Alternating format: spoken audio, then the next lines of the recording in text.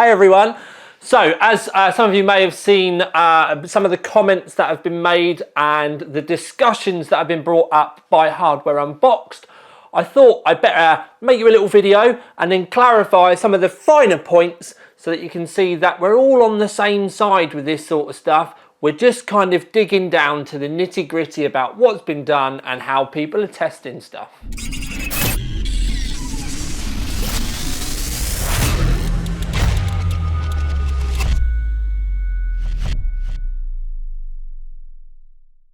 Okay, so I thought I'd better make this video just to kind of go over some of the procedures that I go through with my testing, and the camera's all wonky now, but I used the Strix this time.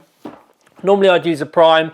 I couldn't get one off of Asus this time. I do want to say as well, straight into the camera, this is a response to Hardware Unboxed, and all I'm trying to do is because people are posting in the comments about it, I wanted to make it a very public reply.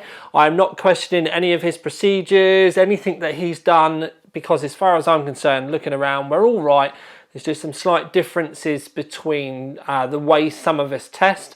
None of them are right, none of them are wrong. We've never been kind of given a test it this way by Intel, but let's face it, if we did, there'd be uproar about it.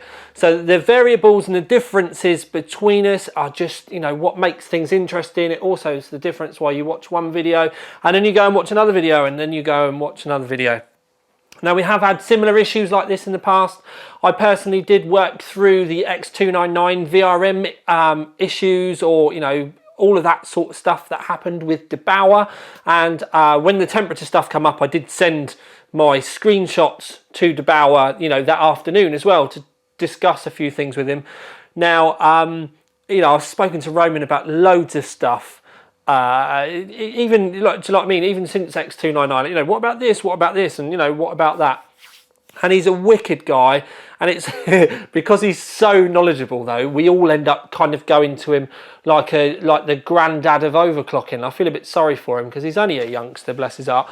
But anyway, so with the Strix, it's different to the way I would normally do it, because with the Strix, it would normally have been a prime.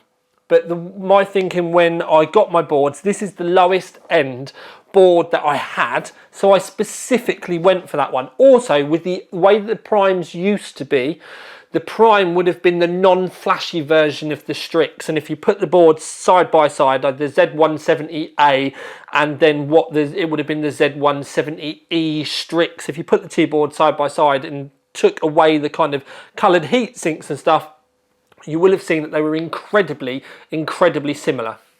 So that's the reason why with this one I went with the lowest end board I had on site in my hands at the time, because let's face it, if I'd have reviewed the 9900K on the Extreme, then some people would say I just went for the most expensive board, and we can't really take those results because you're using a, you know, whatever amount, we don't know how much it's going to be, but let's say a £600 board, and that's unfair. So I literally specifically chose the cheapest board that I possibly had to give me a nice low end grounding.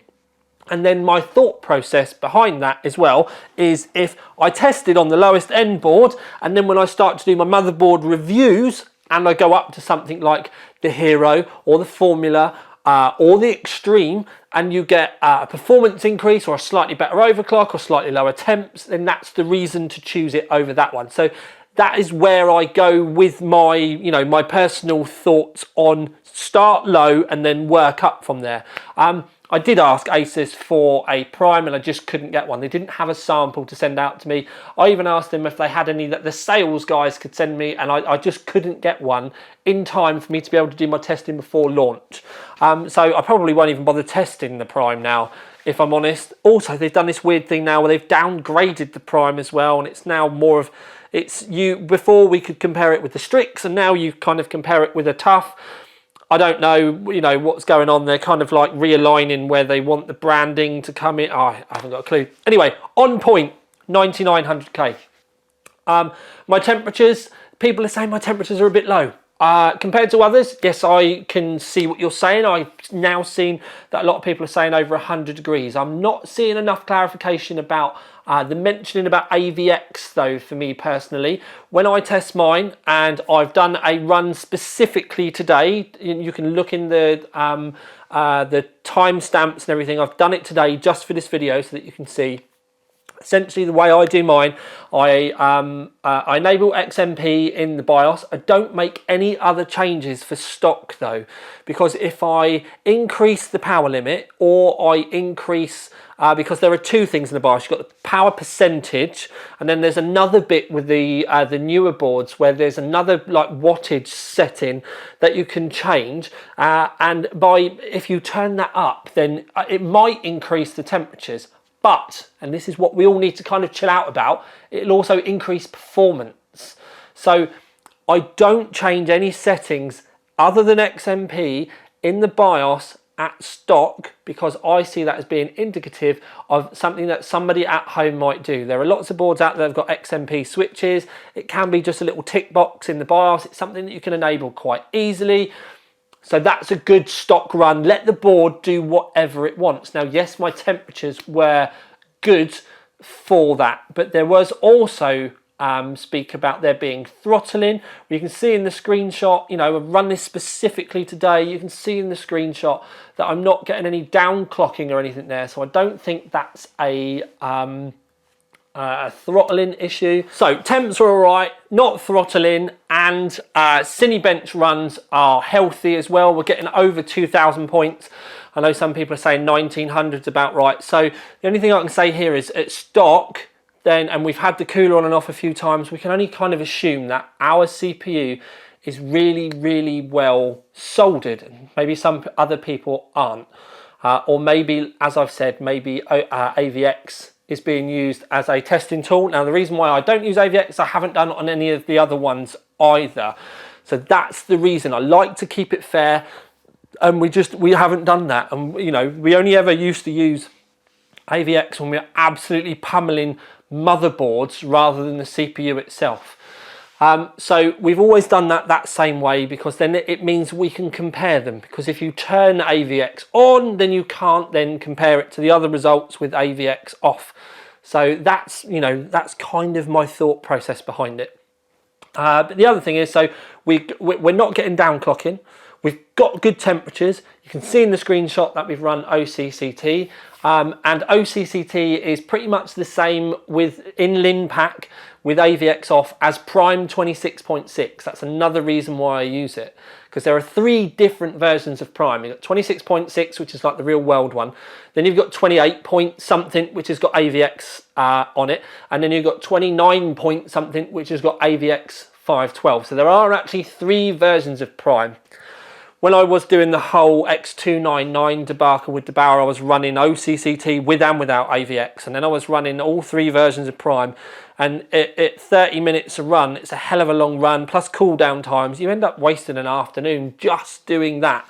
And we don't really see the need to do it. People understand that if you have AVX, normally what happens is the system will instantly not throttle, but it runs at a slightly lower clock speed, because when you run AVX, it actually turns on a completely separate bit of the CPU to help make that side of things better. And very few people in reality actually use it. If you're a gamer, definitely not going to be doing it. It's only going to be for sort of like, it's more something for sort of workstation people more than anything else. And the people that use it understand that it does draw more power, and it draws more power because, like I said, there's a completely separate bit inside the CPU that's there to make AVX better.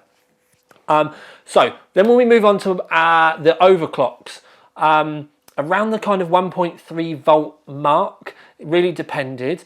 But at 1.3 volts, what you can see in this screenshot are my temps. And if you essentially, what you do is you add up all the cores, not the package at the top, but all of the cores. And then depending on how many cores that you've got, depending on each of the CPUs, you then divide the all added up number by the amount of cores. And that gives you an average. Our average is 75 degrees. But what you can also see from that screenshot is we've not had any throttling on the CPU.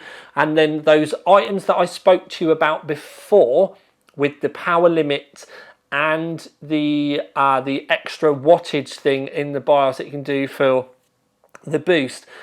We basically, well, the percentage we ran at 140%, and then the other one we basically had that 255.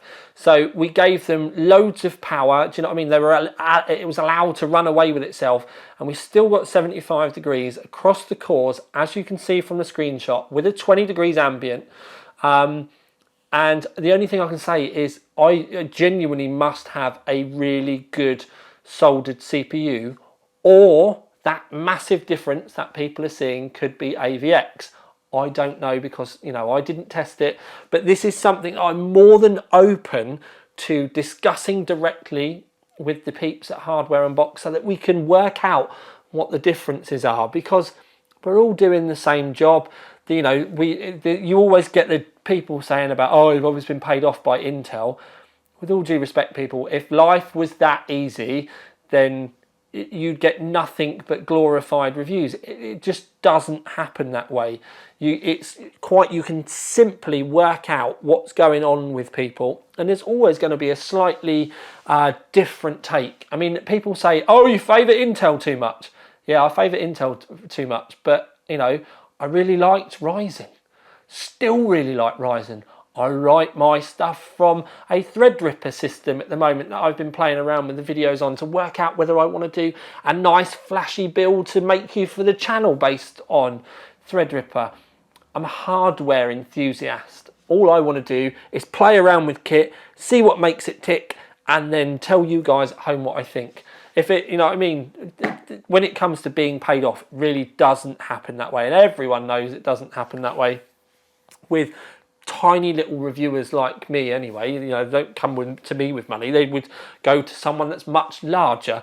But the other thing is, I do believe there has been a little bit more of the arguments that have come out with this one, you know, and people looking for reasons to moan. And yes, you know, one's twice the price, but, you know, why can't we just get on like hardware enthusiasts, where, yeah, one's twice the price, okay, that means that you want to save your 300 quid, put it towards a graphics card, wicked.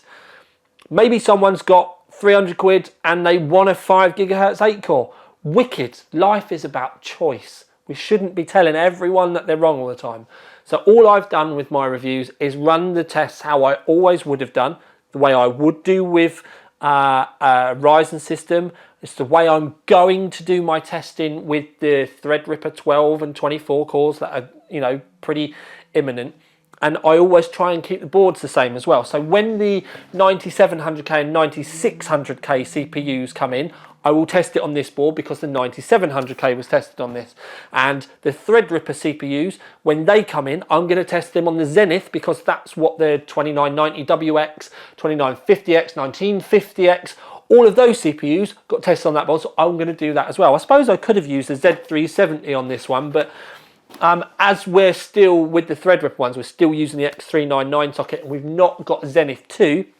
I've not swapped it about. But so I am trying to whiz through this, but the long and short of it is, my stock results are very, very stock left alone. If I was to play with those power things, it may have increased my temperatures, but it would have increased performance as well. With the overclocked, taps were all open, still got good temps, got good boosts with the scores and everything as well. So I think the only thing really and I think it's the overclock is the thing that I'm focused on the most, personally, looking between the differences, is I think the only difference could be AVX, but we kind of understand why AVX does have such a gigantic difference in temperature anyway. If needed, I can do a normal without AVX and an AVX thermal and temperature run, but I would put both in there because I personally think the non-AVX one is the one that we need to be kind of focused on the most. So if the guys at Hardware Unboxed want to get in contact with me directly, then we can definitely work through this. We can do live streams, we can do all sorts of stuff. My camera battery's about to run out, but it's all there in the open. And if anyone's got any questions, jump over to the thread underneath that I'll put on the Overclock 3D forums, and we can all have a good discussion there, and it makes it easier for us to be able to put screenshots and stuff up as well. Deep breaths. There we go, peeps. Looking forward to hearing your feedback. Thank you very much. This has been the tiniest of Logan's Needs a Cup of Tea.